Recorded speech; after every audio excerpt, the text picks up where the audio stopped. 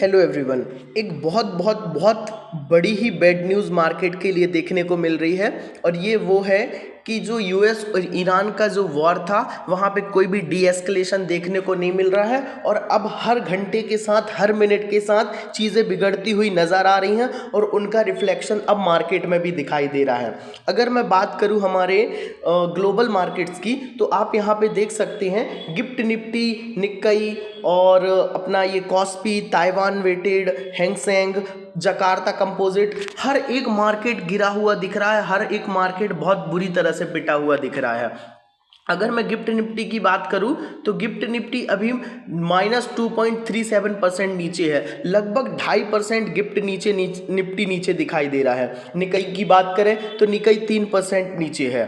KOSPI की बात करें तो लगभग 8% कॉस्पी पिट चुका है। संघाई कंपोजिट की बात करें तो ये 1.5% पिटा है। मतलब ग्लोबल मार्केट में ब्लड बाथ देखने को मिला है, कहीं भी रुकावट देखने को नहीं मिला है। ऐसे में लोग बात करते हैं कि हेजिंग करो, दूसरे फंड में आप जाओ, सेफर एसेट्स को देखो, जहां पे हम गोल्ड और सिल्वर की बात करते हैं। लेकिन अगर हम गोल्ड की भी बात करें तो गोल्ड में भी पिटाई देखने को मिल रही है। 3% गोल्ड लुढ़का हुआ है। गोल्ड में भी कोई रुकावट नहीं है, ना तो कोई पॉजिटिविटी देखने को मिल रही है। वहीं अगर हम बात करें सिल्वर की तो सिल्वर तो बहुत बुरी तरह से पिटा हुआ भैया। 8.5% आज गिरा है।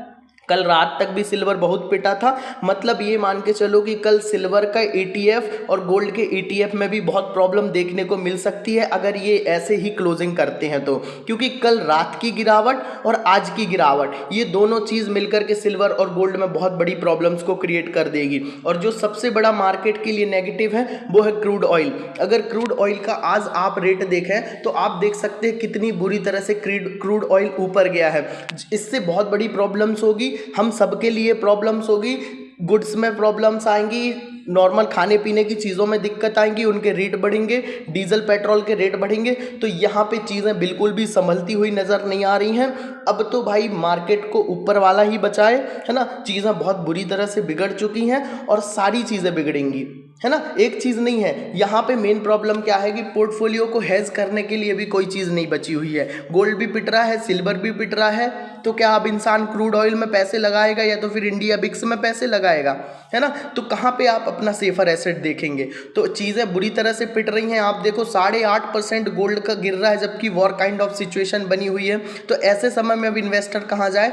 तो ऐसे समय में भैया एक ही चीज़ है, अपने आप को शांत रखो, दिमाग को कंट्रोल में रखो, ज़्यादा टेंशन मत लो, जितना हो सके उतना करो। छोटा छोटा SIP के वे में अमाउंट डालते रहो। लॉन्ग टर्म में मार्केट खत्म नहीं होने वाला है, पर शॉर्ट टर्म में चीज़ें बिगड़ती हुई नजर आएंगी, है ना। तो इक्विटी भी पिटती हुई नजर आने वाली है। कोई आसान कहीं पे नहीं दिख रहा है। बस ऐसे समय में अपने आप को कूल रखना ही बेहतर होगा, ठीक है। तो तब तक के लिए चैनल सब्सक्राइब कर लेना। जो भी अपडेट रहेगा आपको चैनल पे मिल जाएगा। Thank you so much.